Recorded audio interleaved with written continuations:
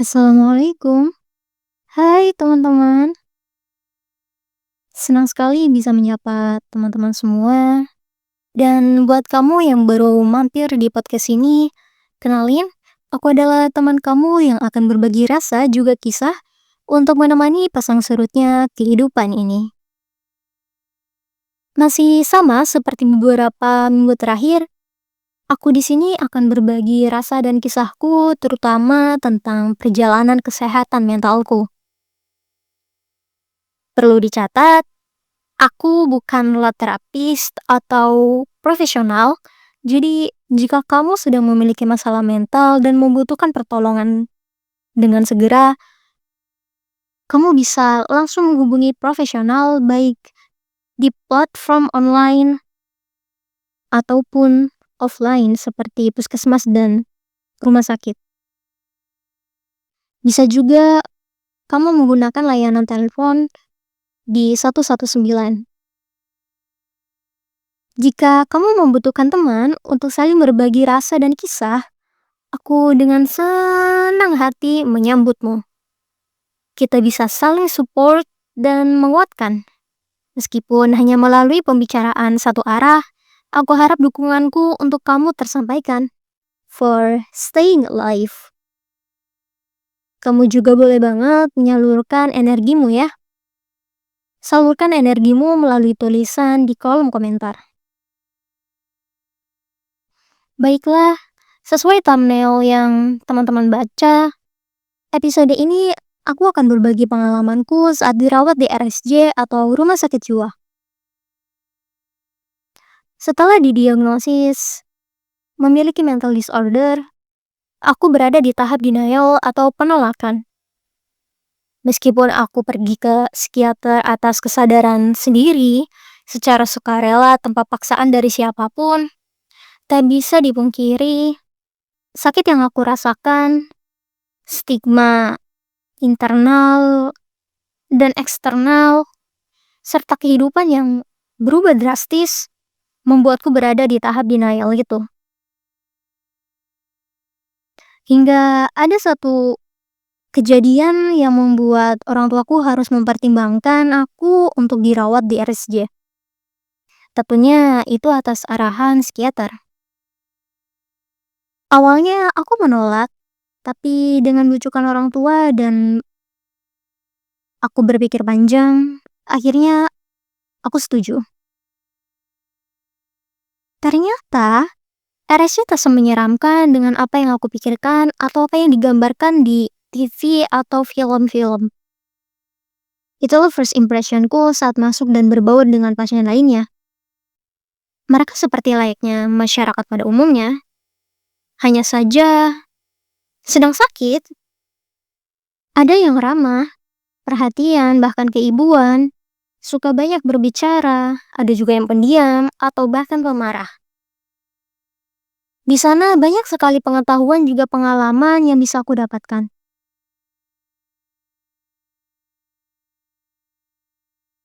Entahlah, mungkin ini terdengar aneh bagi sebagian orang, tapi aku bersyukur dapat masuk ke rumah sakit jiwa.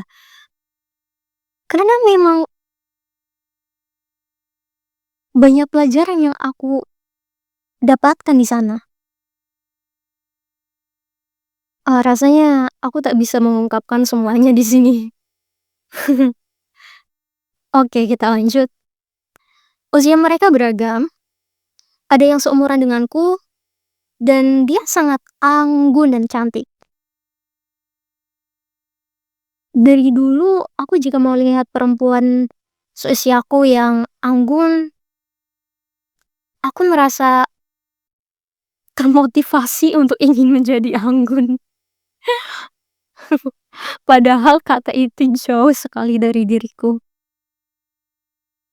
Mungkin karena dulu aku pernah dibanding-bandingkan oleh salah satu guru dengan adik kelasku yang anggun, sedangkan aku tidak. Tapi perbandingan itu ke arah yang positif, sehingga memotivasi aku. Ya, tapi at the end aku kembali ke diri aku sendiri dan aku mencintai diri aku yang apa adanya. Walaupun terkadang aku kagum kepada orang-orang yang bisa anggun. Baiklah, kita kembali lagi ke cerita aku saat di RSJ. Tadi tentang pasien yang anggun dan cantik. Aku ingin sekali berteman dengannya, tapi sayangnya kami hanya berbincang sedikit lalu dia dipulangkan lebih dahulu. Ya, aku bersyukur dan bahagia dia dapat dipulangkan dan semoga tidak kembali lagi. Itu artinya dia sudah pulih. Hanya saja menyayangkan tak dapat saling berbagi cerita lebih banyak. Ya, tidak apa-apa. Dan di ruanganku saat itu mungkin banyak yang berusia 20 tahun ke atas dan didominasi oleh ibu-ibu. Dan kalau tidak salah ada satu lansia. Ada ibu yang sangat merindukan anaknya. Dia menangis saat menceritakan perasaan rindunya. Seakan terjadi resonansi batin di antara kami, aku jadi teringat orang tua di rumah dan merindukan mereka. Setiap waktu jenguk tiba, beberapa keluarga, kerabat, atau teman datang.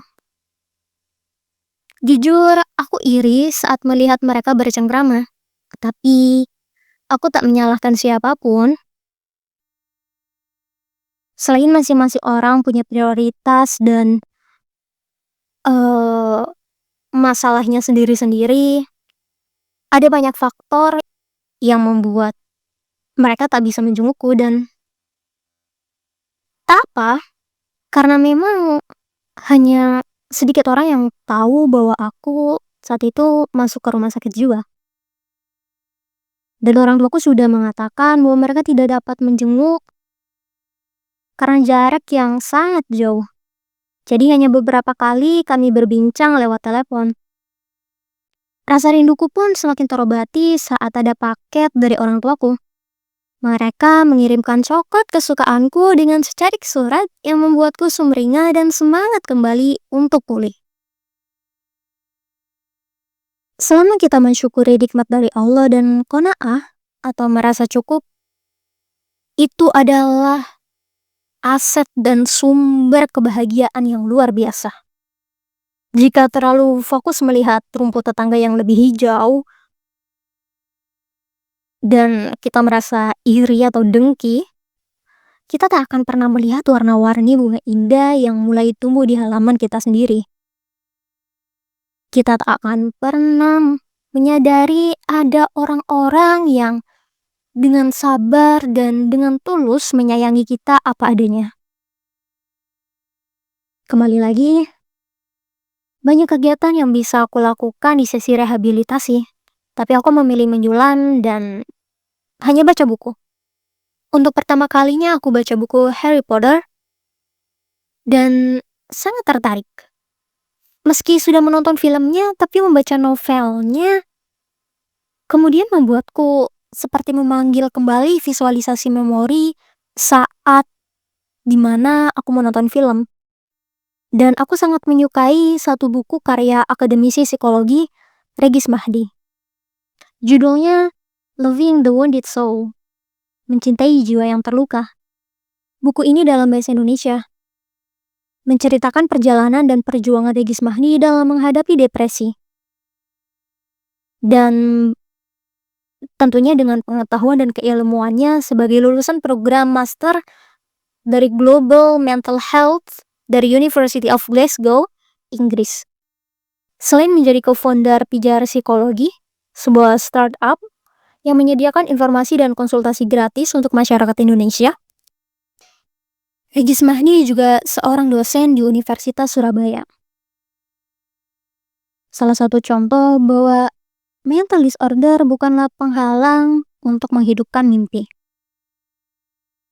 Kayaknya seru kali ya kalau kita bahas orang-orang hebat di luar sana yang berhasil atau sedang memperjuangkan mimpinya. Apakah kita harus bahas di episode lain waktu? Tulis pendapatmu di kolom komentar ya.